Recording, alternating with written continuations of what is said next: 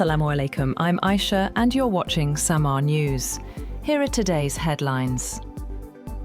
US President Donald Trump has ordered the military not to carry out new strikes against Iran on Friday, breaking a nearly 2-week run of daily attacks, according to sources familiar with the decision. Trump had approved military strike plans for 13 consecutive days, but declined to authorize the latest operation. The move could signal greater space for diplomacy, although US forces continue preparing for a possible return to major combat operations. Trump later said he still had the option to resume or escalate strikes, but described reaching a deal with Iran as the smarter strategy.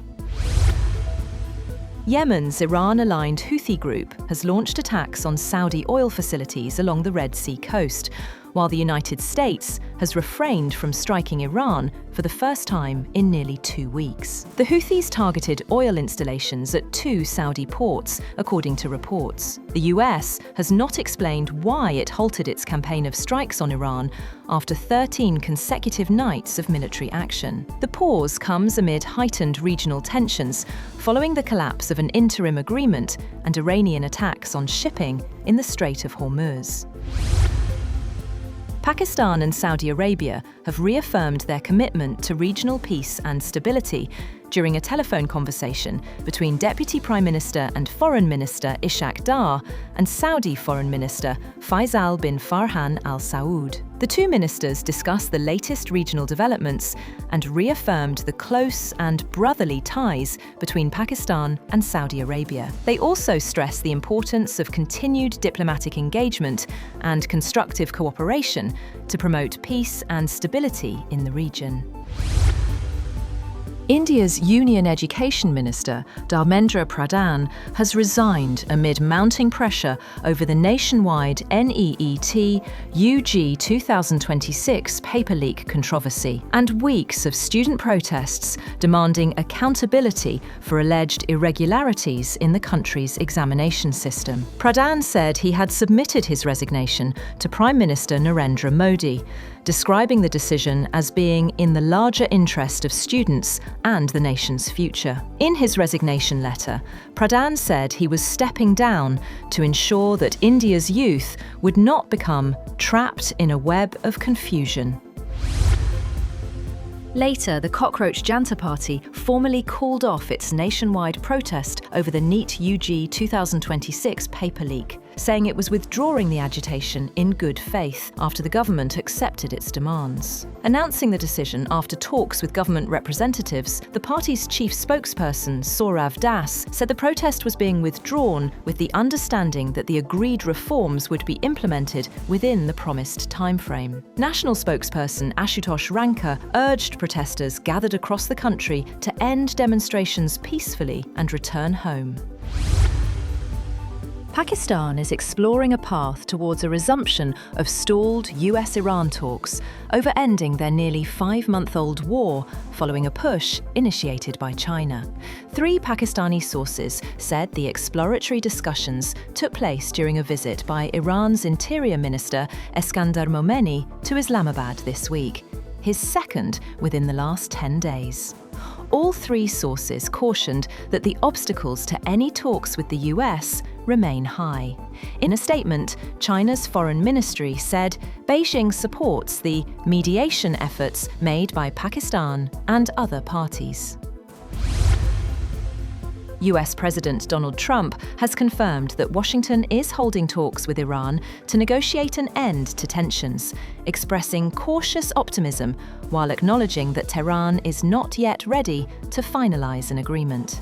Speaking at the White House, Trump claimed Iran was becoming more serious about negotiations. He confirmed that communication between Washington and Tehran was ongoing, yet stressing Iran was still not prepared to reach a final deal. Meanwhile, Iranian Foreign Minister Abbas Araghchi said exchanges of messages with the United States were continuing, but emphasized that mediation was not the central issue.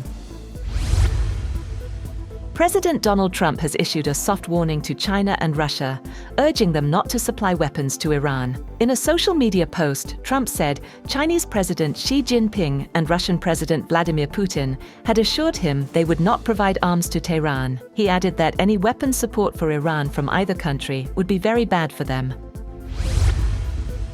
China has reaffirmed its strong support for Iran's sovereignty and called for an early resumption of negotiations to ease growing tensions in the Middle East, as Iranian Foreign Minister Abbas Araghchi held high-level talks with his Chinese and Russian counterparts during the Shanghai Cooperation Organization Foreign Ministers meeting. China also rejected claims attributed to US President Donald Trump regarding Iran, reiterating that Tehran remains Beijing's comprehensive strategic partner.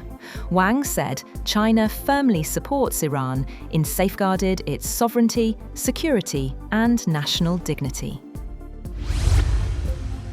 Brazil has reportedly denied visa requests for 2 Trump administration officials who planned to travel to the country and question the integrity of its electoral system, according to Brazilian officials cited by Reuters. The officials said the planned visit could be seen as an attempt to influence Brazil's October presidential election. The vote is expected to pit leftist incumbent Luiz Inácio Lula da Silva against Senator Flavio Bolsonaro, an ally of US President Donald Trump.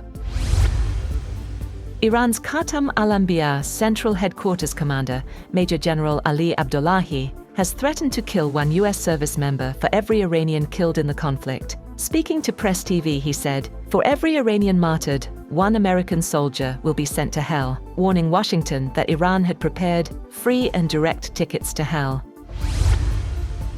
Iraq has denied a report that Prime Minister Ali al-Zaidi delivered a US ceasefire proposal to Iran on behalf of President Donald Trump. The Iraqi Premier's media office called the report entirely unfounded and said it bore no relation to reality. The denial came after al-Zaidi met Iranian President Masoud Pezeshkian amid escalating US-Iran tensions. The Saudi-led coalition in Yemen has said that it carried out strikes on Houthi military sites in Yemen's Hodeidah governorate, saying the sites were used to threaten commercial shipping. The Houthi-affiliated Al Masirah TV said Saudi strikes hit facilities belonging to the State Telecommunications Corporation in Hodeidah city. The broadcaster also said Saudi forces targeted Kamaran Island off Yemen's western coast. In a statement, a spokesman for the Saudi-led coalition in Yemen said Hodeidah port had not been targeted and that all Yemeni ports remained open to maritime navigation and were receiving commercial ships. That's all for now. For more updates, visit www.samaa.tv. Thank you for watching Samaa News.